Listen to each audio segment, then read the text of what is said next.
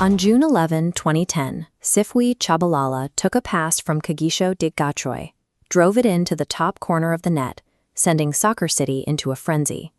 The sound of the vuvuzela echoed globally. The first World Cup match on the African continent projected a clear message to millions watching on outdoor screens. Football was a unifying, borderless exchange. 16 years to the day, those exact same nations, South Africa and Mexico, will walk onto the pitch to open the 2026 tournament. The man who scored Mexico's equalizer that afternoon in 2010, Rafael Marquez, is still there. Only now he stands on the sidelines as the primary assistant coach for the Mexican national team. The faces on the touchline are familiar, but the environment surrounding them has fractured. The romantic ideal of a simple, cohesive global festival has been replaced by a sprawling, heavy operational machine. There is a stark mathematical difference between past and present. For decades, the World Cup operated on a strict 32-team bracket. In 2026, the structure balloons to accommodate 48 teams. The resulting schedule reveals immense density. Adding 16 federations expands the tournament into a grueling 104-match marathon. The venues are no longer contained within a single host nation, but scattered across Mexico, Canada, and the United States. Coordinating daily international travel, managing municipal security, and physical recovery for nearly 50 squads across an entire continent requires an exhausting level of synchronization. By increasing the supply of matches to maximize revenue, organizers have built a structure so massive that it strains its own infrastructure before the opening whistle even blows. For the players, the most immediate threat is physiological. Modern domestic seasons push athletes to extreme exhaustion. Adding a prolonged international tournament increases the mechanical tension on muscles and joints until they reach a breaking point.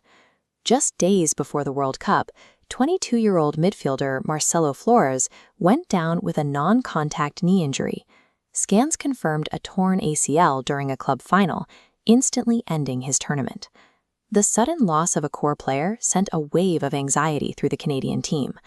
It served as a highly public reminder to the entire international player pool that months of preparation can evaporate in a single awkward step. That fear of injury dictated immediate policy shifts. Citing player welfare, the Scottish national team abruptly cancelled a scheduled training match against Norway, preferring to lose critical tactical preparation rather than risk physical exposure. With the tournament roster now set, national team camps have turned inward to the monastic quiet of tactical lockouts and medical triage. For teams already managing injury knocks, the final hours before kickoff are defined by survival.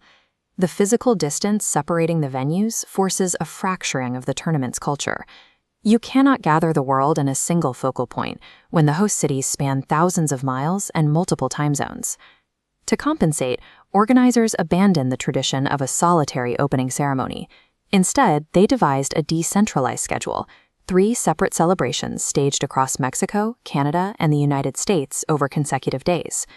The Canadian presentation is centered at BMO Field in Toronto, delivering a localized cultural showcase right before the national team's opener against Bosnia and Herzegovina. Meanwhile, a distinctly different spectacle unfolds simultaneously in California. Los Angeles Stadium hosts a massive pop commercial twilight event designed specifically for the American audience. By splitting the celebration into regional segments, the tournament physically proves its own limits. It is simply too large to share a single narrative. The structural friction extends beyond geography. The concept of an open, global sporting event inevitably collides with the hard legal realities of international borders. Omar Artan, one of Africa's top officials, was selected to become the first person from Somalia to referee a World Cup. That milestone was erased when he was denied entry at Miami International Airport. Artan possessed a valid travel visa. He carried a diplomatic passport issued by the Somali embassy. By all sporting measures, his passage was secured. But the clearance provided by football authorities meant nothing to U.S. Customs and Border Protection.